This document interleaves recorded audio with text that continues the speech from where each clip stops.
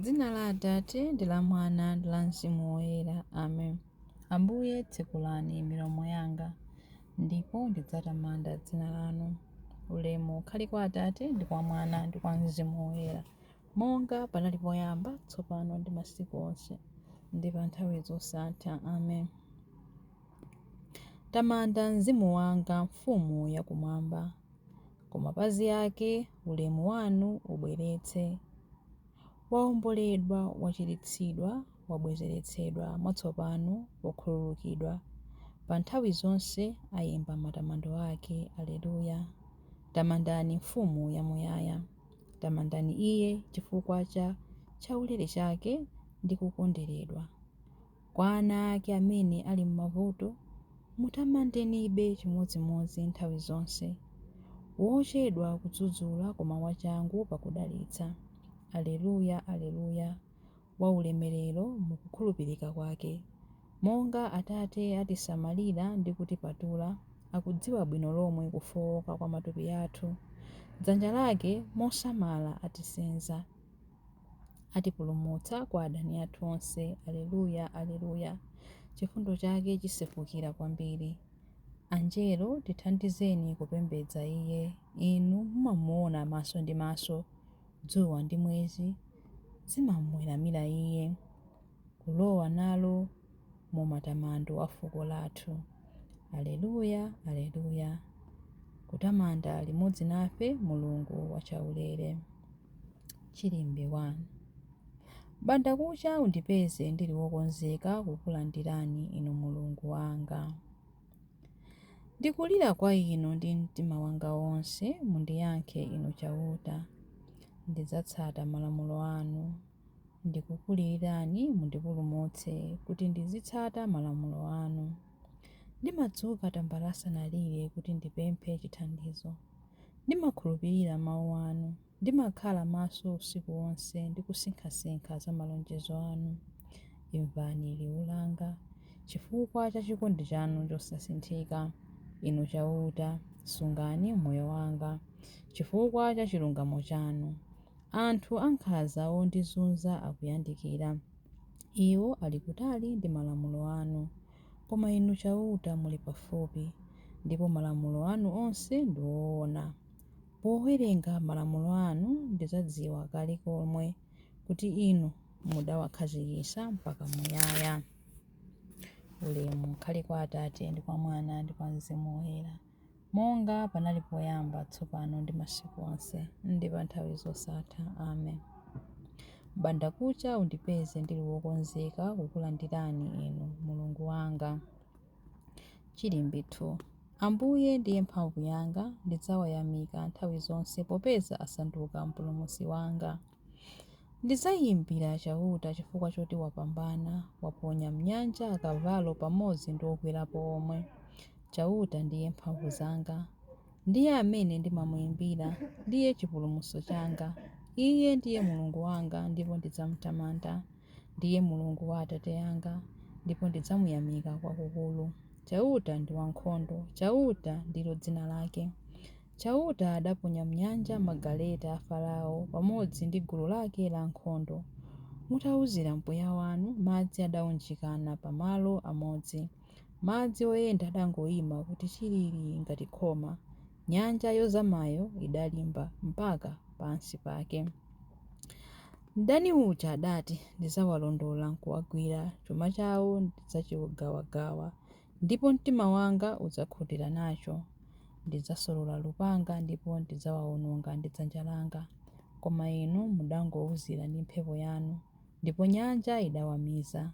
Adangomira ngati chitsulo mpaka pansi pa madzi.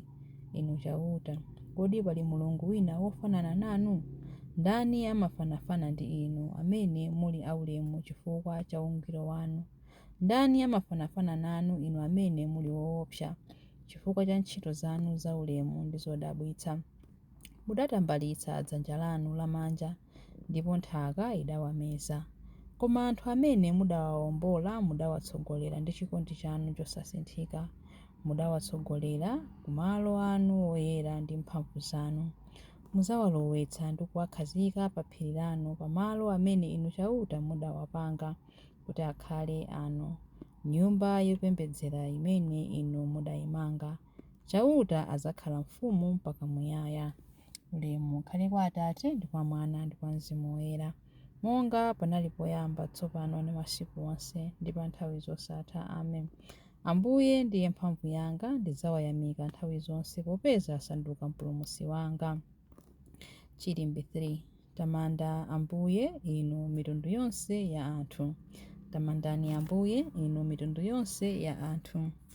Tamandani Chauta inu mitundu yonse ya anthu, mulemekezeni kwambiri inu anthu a m'mayiko onse, pakuti chikondi chake kwa ife n'chachikulu, kukhulupirika kwa Chauta n'kwamuyaya. Ulemu ukhale kwa Atate ndi kwa Mwana ndi kwa Mzimu Woyera, monga panali poyamba, tsopano ndi masiku onse ndi pa nthawi zosatha. Amen. Tamandani Ambuye inu mitundu yonse ya anthu. Mawu a Mulungu, mawu akuchokera mu buku la 2 Petro 1:10 mpaka 11. Abale, chitani changu koposa kale kutsimikiza kuti Mulungu adakuyitanani ndipo adakusankhani. Mukatero simudzagwa konse. Choncho adzakutsekulirani kwathunthu khomo lolowera mu ufumu wosatha wa Ambuye athu ndi mpulumutsi wathu Yesu Khristu. Mawu a Ambuye. Tithokoze Mulungu. Chiyankho. Ndikulira kwa inu Ambuye, popeza ndinu kothawira kwanga. Ndikulira kwa inu Ambuye, popeza ndinu kothawira kwanga. Ine ndimalakalaka inu nokha pa dziko lino la anthu amoyo, popeza ndinu kothawira kwanga. Ulemu ukhale kwa Atate ndi kwa Mwana ndi kwa Mzimu Woyera. Ndikulirira kwa inu Ambuye, popeza ndinu kothawira kwanga. Chilimbi cha nyimbo ya Zakariya. Ambuye, walirani anthu okhala mu mdima ndi mu mthunzi wa imfa. Adalitsike Ambuye Mulungu wa Israeli, wadzayendera anthu ake ndi kuwawombola. Watiukitsira ife mpulumutsi wamphamvu, nyumba ya Davide mtumiki wake, monga adalonjezera ndi milomo ya anthu oyera, iwo amene adali aneneri pa nthawi yakale. Mpulumutsi amene adzatimasula ife kwa adani athu, ku manja a onse amene amadana nafe. Choncho chikondi chake pa makolo athu chakwaniritsidwa, ndiponso pangano chake choyera chakumbukiridwa. Adalumbira kwa Abrahamu atate athu kuti adzatilola ndi ufulu kumantha ndi kupulumutsidwa m'manja mwa adani athu, kuti tithe kumutumikira Iye mkuyera ndi mwachilungamo masiku onse a moyo wathu pamaso pake.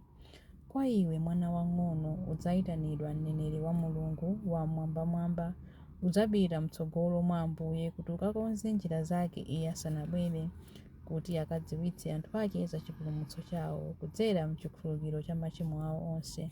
Chikondi chokoma cha mtima wa Mulungu wathu, amene amatiyendera ngati m'bandakucha wakumwamba, adzapasa kuwala iwo amene ali mdima, iwo amene akukhala mu mthunzi wa imfa, ndi kutisogolera ife mu njira ya mtendere.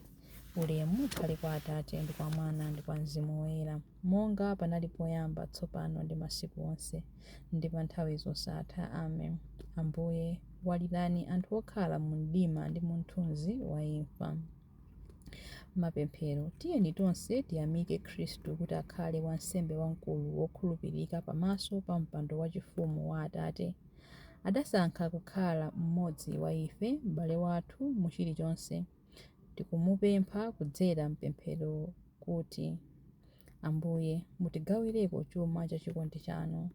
Dzuwa la chilungamo mudatidzaza ndi kuwala pa ubatizo wathu.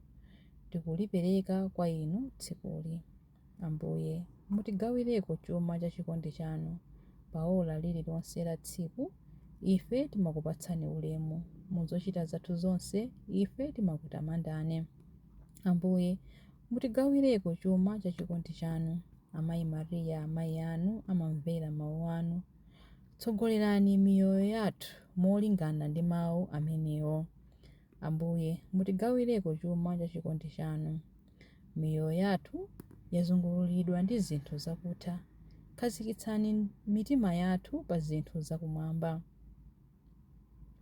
kuti potero kudzera mchikhulupiriro, chiyembekezo ndi ntchito zachifundo tithe kukondwerera masomphenya a ulemerero wanu. Ambuye, mutigawireko chuma cha chikondi chanu.